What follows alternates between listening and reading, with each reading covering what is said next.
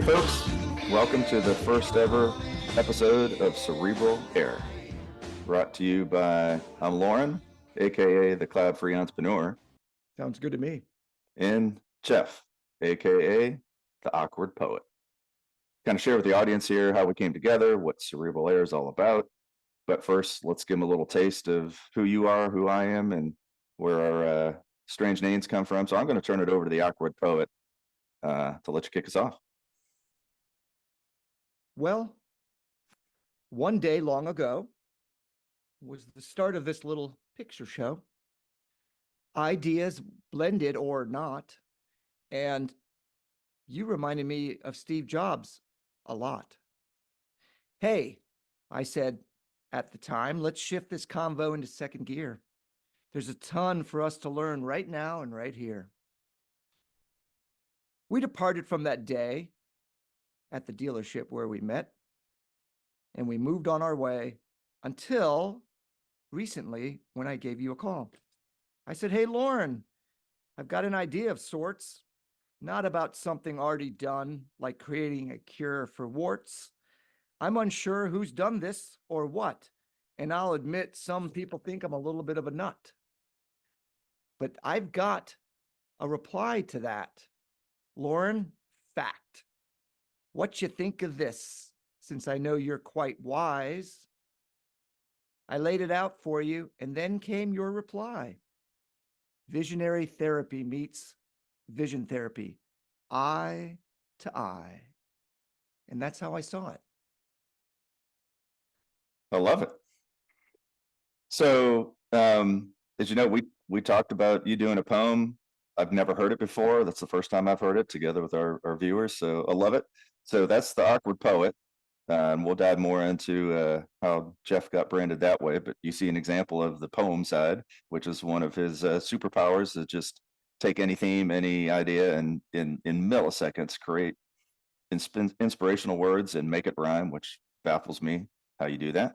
So we'll come back to all that on my side. You know, I am an entrepreneur and been doing it for many years, and I've come up with a theme that I call being cloud free.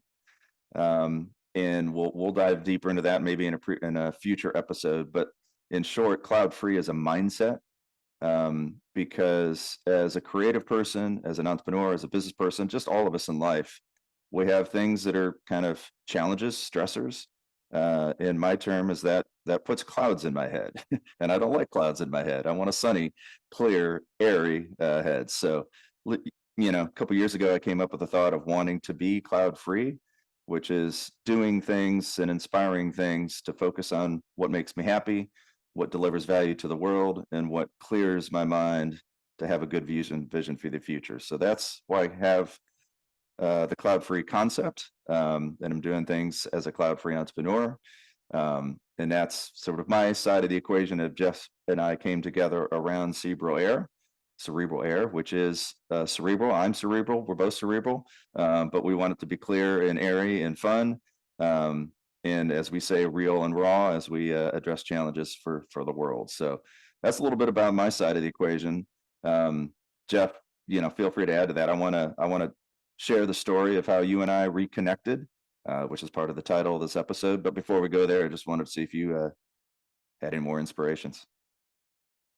The only addition I'll add, and I thought that was terrific, Lauren. I thought that was very accurate. Many years ago, I read an article about successful CEOs, and many of those who were successful understood where their strengths were relative to their weaknesses or not so stronger traits. And they knew how to form a cabinet or a board with partners that could do things better than they could. And that was really a critical component that resulted in me reaching out to you, knowing what you possessed that I did not, and thinking this could be a relationship that could work out. And then as we began to discuss it, I think both of us being humanitarians and living with integrity, we realized this could have an impact on others to run with it and do the same and work together with people that they otherwise thought they were different from. And Yeah, that's where I'll leave it. yeah, absolutely. So let's share the story of how we met, which was maybe well, what, 10 years ago, Yeah, something like that. yeah. And I was recalling before you called me and before we had this dialogue about the podcast. My memory is we maybe met, I think, just twice, and maybe talked to each other perhaps 3 or 4 times over that 10 Yeah, years I would until agree. that reconnection happened. Does that sound about right? Sounds spot on. Yeah. I believe we may have met once, a female I was dating at the time. I think the 2 of Yeah. us set up a time to sit down with you over in a nearby city, a nearby town, and we sat down and we chatted, and we just were running with ideas and throwing them out on the table. Yeah. And before that, I guess we didn't avail. The first meeting was sitting next to each other at a BMW dealership in Alpharetta waiting for our cars to be fixed. And I don't know if it was you or me, but somehow the conversation started and it must have created a spark that we remember, and then go from there.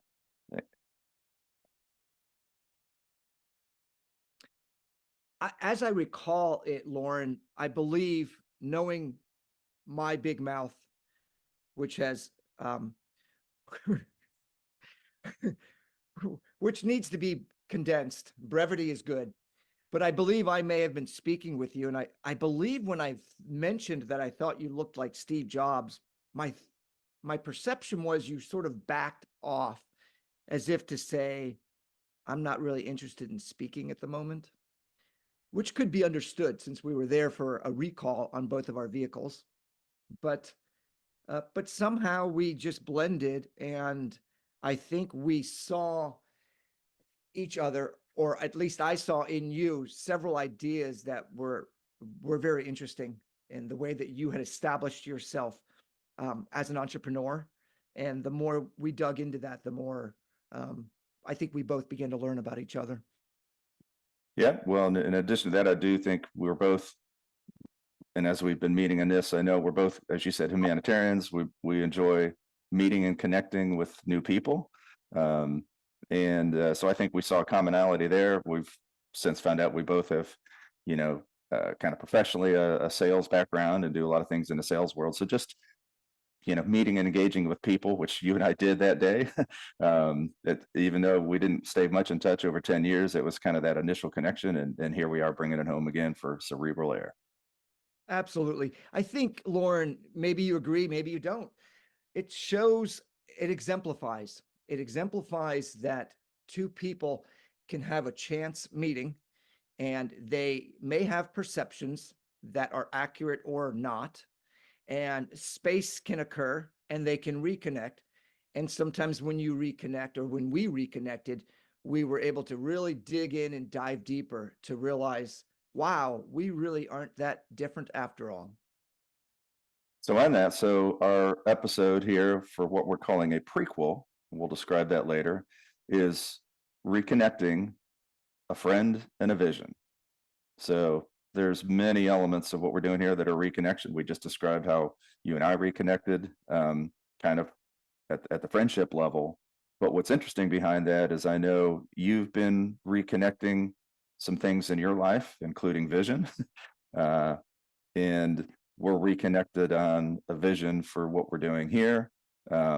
And that's something that we want to do for ultimately our audience once we get going, is helping to be connected, to reconnect with things that are important, and creating that vision for life. So on that, I'll let you share whatever you want to. I'm curious, you know, I don't know exactly the reasons, but when you reached out to me and said you wanted to do a podcast, at the time, that was like the bottom of the list of things that I thought I'd be doing. So I'm just curious what led you to that. Um, and you can share as much as you want to on the vision side of things. And then, and why'd you reach out to me? I'm just kind of, would love to hear that story. I was I knew nothing about podcasts and I had never listened to one. And my ex-wife at one point had suggested one that would be of interest to me, she thought. And I began to listen to it and I thought, wow, there's a lot of valuable information here. And so as time passed, I sort of put that on the back burner and did not actively listen to many more. But just sort of out of the blue, over time, the course of a few weeks, I thought I really need to reconnect with someone to come together, and maybe we put together an idea that can branch off like a tree. And this was sort of in the middle of my vision therapy I was going through, and my thought processes were opening up and broadening. And you were the first person I thought of, really the only true person I thought of that might be able to condense my very wordy statements. And as soon as you picked up the phone and we sort of took a few seconds just to reconnect and ask about families, I think I spoke for about an hour. And then you said, "Oh, so what you're saying, Jeff, is visionary therapy meets vision therapy." And I thought, that's the reason I called you, Lauren, because of the brevity and the ability to conceptualize into a model and share it and have it benefit other people. And that On was that, really what led me to connect with you. yeah. So when you shared that, what I was unfamiliar at the time with vision therapy and who needs it and what it means and what it can do for people like you. So just like I needed to be educated on that, I think our viewership here might appreciate understanding, well, what is vision therapy? Why, what was your situation that led to that, and what's it done for you? Well, vision therapy is a highly unknown topic in many of the medical worlds and the mental health fields. It's really, I'm sure many people have heard of the term. It's become a pretty popular term, neuroplasticity, which discusses different ways that we can reactivate areas of our brain. And with the many pathways that exist in our brain, so many aren't being used. And often this leads to dementias or various neurological challenges or attention deficit challenges. And in my case, it was, even though it was a 20-year journey, it was a little easier due to the fact that I was having challenges with my eyesight. But many people have visual problems that doesn't affect their eyesight. They can actually see with perfect eyesight, but their brain's jumbling things and they're becoming irritated and they're using a lot of energy trying to do something, but something isn't processing correctly within their brain. So vision therapy is a form of neuroplasticity where you do various tasks that are challenging, but they don't involve medication. They don't involve shots. They don't involve x-rays. They're very simple exercises that many would find easy unless you were having challenges, neurovisual challenges. And as you do them, you gradually begin to, hopefully, and in my case, this was the truth, you begin to broaden the way you see things, process the way you maybe once did in the past prior to it starting, and you're able to function more efficiently. It can I just impact a number of different people. so I just came up with one of my kind of concise Yes, lines, which I'll please. share. I'll share in a second here. But the other side, as you mentioned, we came together around when I heard what you went through with your eyesight and reconnecting the way your brain processes eyesight, when what you've called vision therapy. Well, that's why I was like, well, that's interesting because I I'm a self-proclaimed, I love vision. I'm a self-proclaimed visionary. And so I see things in the future. I see things that other people don't see. I see opportunities, what entrepreneurs do. And I love to have that visionary thinking of really things in the future. But it's all processing, I think, in the same place in your brain. So it's really the brain that's seeing in either case. So with that little backdrop, what I came up with is vision therapy is eyes backwards. Visionary therapy is brain forward. Just a Exactly. just a thought. Exactly. And it's us being able to see each other's journey within the other person, because I agree with you completely. I think vision therapy is really visionary therapy at work, Right. and vice versa. Vision therapy is being used to become a visionary. And I think you brought up a very important part or component that would be useful It's for our 2 o'clock. audience. And that part is that we are seeing with our brains, and we do see with our brains. And those that go through this completely understand it. By the way, you need to turn off your clock announcement on your computer. I do. For those, that is Eastern time. We just want to make sure everyone is, you know, Yeah, aware of the time. But yeah, I yeah. did change that. So let's before we bring this episode to a close, let's chat a little bit more about cerebral air, why we called it that, what it means. Certainly, a lot of what we're describing here is that we're very cerebral. I love to be cerebral, and we want to bring air and clarity and levity and uh, uh, clarity to it. So, as we say, one thing, our purpose overall is to bring clarity and vision to life challenges, business challenges, and just have a real and raw conversation around that with our viewers. And so that's where we're headed with this. So, once we really get launched, we're going to connect with business people and other entrepreneurs and maybe have a business edition. We're going to connect with individuals that we meet that have either a challenge they're dealing with in life and um, or maybe something they're passionate about. So we're going to keep it pretty open and fluid, but in all cases, we want to just have a real conversation with real people and do what we can together to bring vision and clarity to their current challenge, and maybe leave them with a poem as well. So we'll come back to that. But one thing that I just in my REM sleep, I wrote something down, or a thought came to me, kind of on the cerebral side, and I'm looking at my notes here, but it occurred to me that, like, everything that we experience as humans is cerebral, meaning all senses, whether it's a sight, sound, smell, you name it, they're all processed in the brain, and therefore 100% of what we experience is actually experienced in the brain, and the senses just bring it to the brain. So it's really all, and it's kind of that place where I love to be. I love to be cerebral and think about this thing. So that just, I don't know if that means anything, but that's just kind of a note that I wrote down. I wrote down again that for me, the bad part is sometimes those senses get cloudy or the brain gets cloudy, right? Um, so that's why I love to bring clarity to that. But anyways, it's just that's kind of the cerebral part of it. And as we said, bringing an air and a lightness and a clarity and a brevity and an inspiration to it is part of where we're headed. It's interesting you say that, Lauren, because as I was researching, which I use Google a ton for my poems to understand things that I may not understand. But when I Googled cerebral, I found out that it is typically affiliated with the cerebellum, which is the frontal portion of our brain.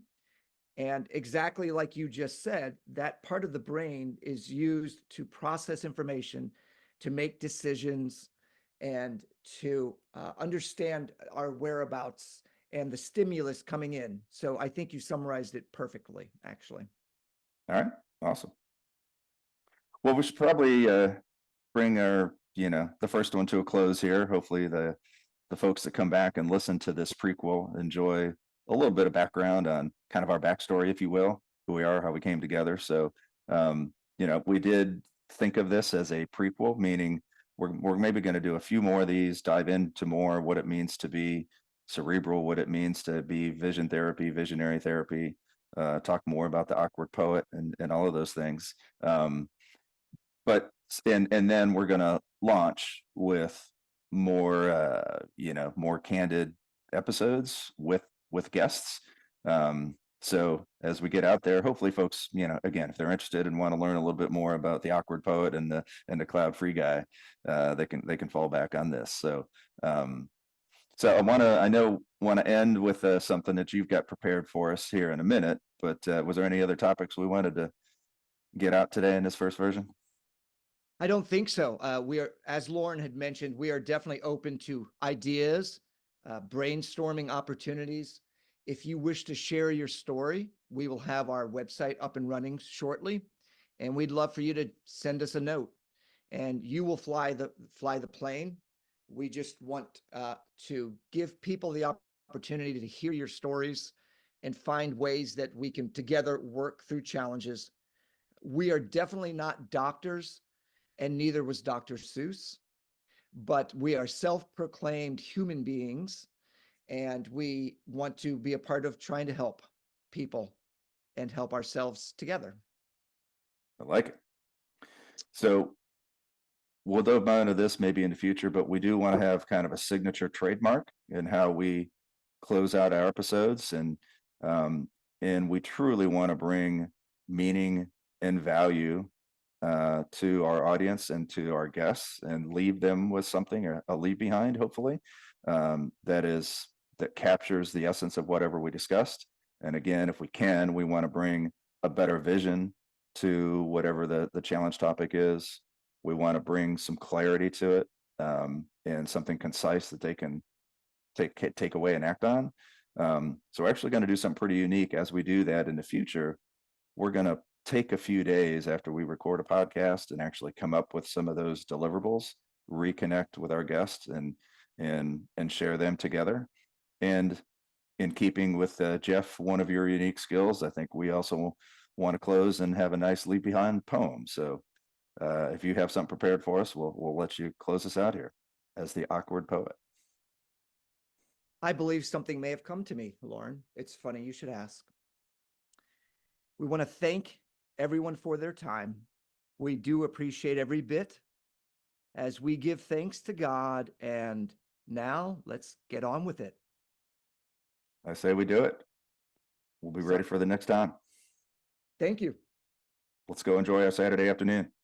Enjoy, everybody. Thank you for joining us. See ya. Signing off.